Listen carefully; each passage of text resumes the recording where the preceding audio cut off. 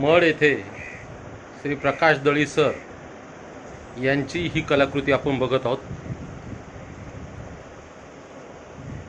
Shri Swami समर्थांचं portrait मागे दिसतंय आणि इथे आता काम सुरू आहे तथागत भगवान गौतम बुद्ध यांच्या पोर्ट्रेटवर। प्रकाश दळी सर हे नामवंत चित्रकार आहेत, उत्कृष्ट व्यक्तिमत्व असलेले।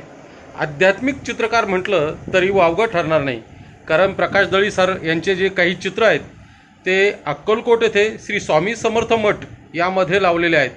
जवळजवळ 10 ते 12 चित्र त्यांनी त्या ठिकाणी स्वामी चरित्रावर आधारित लावलेले आहेत आणि आता त्यांचं काम चालू आहे भगवान तथागत गौतम बुद्ध यांच्या पोर्ट्रेटवर। आणि बघा काय ते अलौकिक असं दर्शन आपल्याला घडतंय।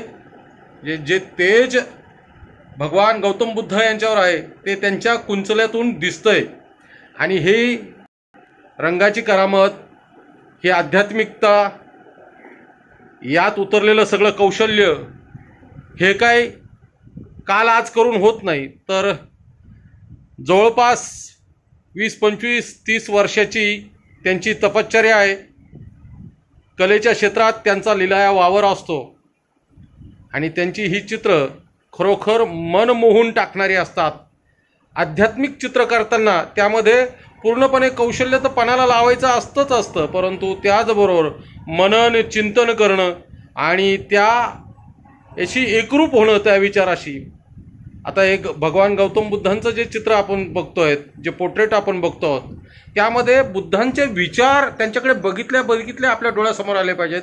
हा विचार करून केलेलं हे पोर्ट्रेट जे प्रकाश दळी सर, खरोखर सलाम आहे तुम्हाला। तुमचं हे कार्य खूप अलौकिक असं आहे।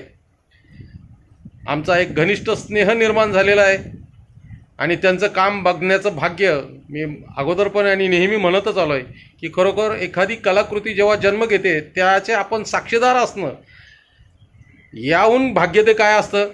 आणि मी आज या कलाकृतीचा साक्षीदार आहे।